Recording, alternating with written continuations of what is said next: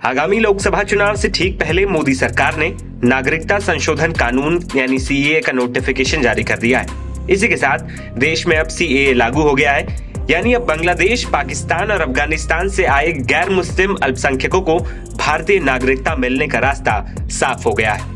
वही साल 2020 में देश भर में सीएए जब सदन के पटल पर रखा गया तो देश भर में खूब बवाल हुआ। कई जगह प्रदर्शन हुए, कई दिनों तक शाहीन बाग में धरना दिया गया। अब 4 साल के बाद सीएए जब कानून बन चुका है, तब भी कानून व्यवस्था बनाए रखने की चुनौती प्रशासन के सामने है।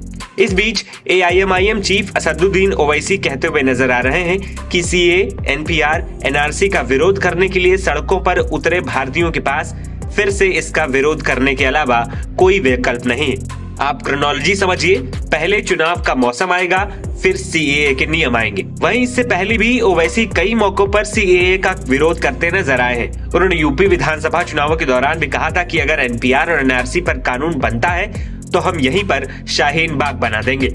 ओवैसी के इस बयान पर सीएम योगी ने जोरदार पलटवार किया था। सीएम योगी ने कहा था कि चाचा जान और अब्बा जान के इन अनुयायियों से कहूंगा कि वो सावधान होकर सुन ले। अगर प्रदेश की भावनाओं को भड़काकर माहौल खराब करोगे तो फिर सख्ती के साथ सरकार निपटना जानती है।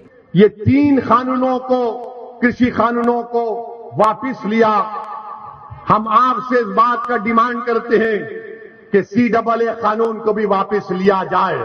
क्या आपको मंजूर है? क्या आपको मंजूर है कि सीएए का कानून वापस लिया जाए? अरे अगर है मंजूर तो कहो मंजूर, ताकि मालूम हो जाए मोदी जी को, वरना बोलेंगे मैं ही तपस्या किया था खाली। सीएए का कानून वापस लेना चाहिए। क्यों लेना चाहिए? क्योंकि वो संविधान के खिलाफ है।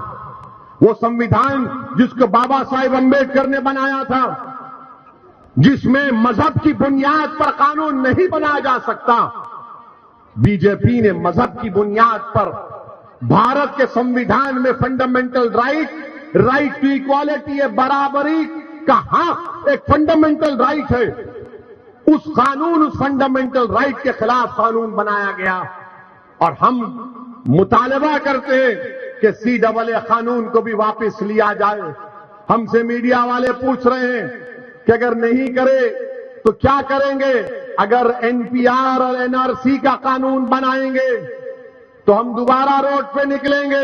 यहीं पर भी शाहीन बाग बनेगा इंशाअल्लाह ताला। याद रखो आप, हम खुद आएंगे यहां पर। आज यहां पर मैं चेतावनी दूंगा उस व्यक्ति को जो यहां पर सिटीजनशिप अमेंडमेंट एक्ट के नाम पर फिर से भावनाओं को भड़काने का कार्य कर रहा है। और भाइयों बहनों, मैं इस अवसर पर चाचा जान और अब्बा जान के अनुयायियों से कहूंगा कि वे सावधान होकर के सुन लें। अगर प्रदेश की भावनाओं को भड़का करके माहौल खराब करोगे तो फिर सख्ती के साथ सरकार निपटना भी जानती है। आपको बता दें कि तकनीकी तौर पर सिटीजनशिप अमेंडमेंट एक्ट यानी सीएए से सिटीजनशिप एक्ट ऑफ 1955 में संशोधन किया गया है।